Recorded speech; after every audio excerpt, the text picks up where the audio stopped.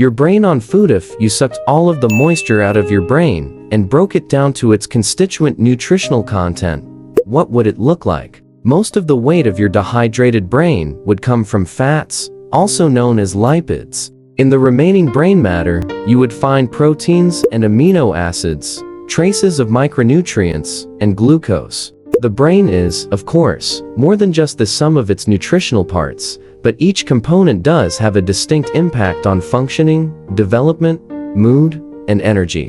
So that post-lunch apathy, or late-night alertness you might be feeling, well, that could simply be the effects of food on your brain. Of the fats in your brain, the superstars are omegas 3 and 6. These essential fatty acids, which have been linked to preventing degenerative brain conditions, must come from our diets. Eating omega-rich foods, like nuts, seeds, and fatty fish, is crucial to the creation and maintenance of cell membranes.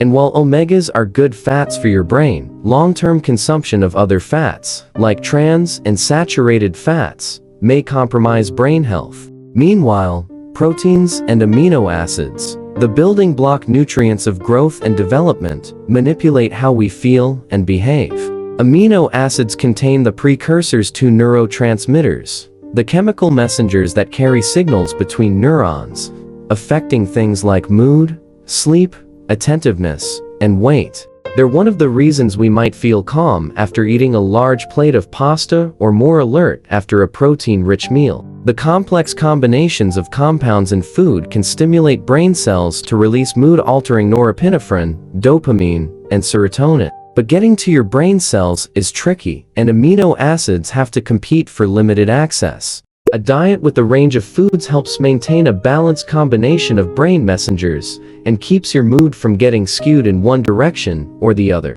Like the other organs in our bodies, our brains also benefit from a steady supply of micronutrients. Antioxidants in fruits and vegetables strengthen the brain to fight off free radicals that destroy brain cells, enabling your brain to work well for a longer period of time.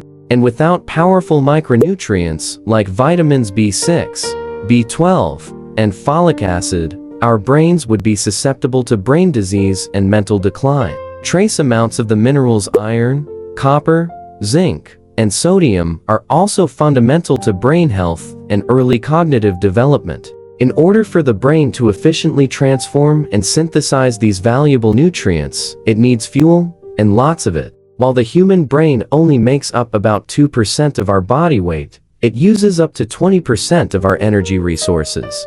Most of this energy comes from carbohydrates that our body digests into glucose or blood sugar. The frontal lobes are so sensitive to drops in glucose, in fact, that a change in mental function is one of the primary signals of nutrient deficiency. Assuming that we are getting glucose regularly, how does the specific type of carbohydrates we eat affect our brains? Carbs come in three forms: starch, sugar, and fiber. While on most nutrition labels, they are all lumped into one total carb count, the ratio of the sugar and fiber subgroups to the whole amount affects how the body and brain respond. A high glycemic food, like white bread, causes a rapid release of glucose into the blood, and then comes the dip.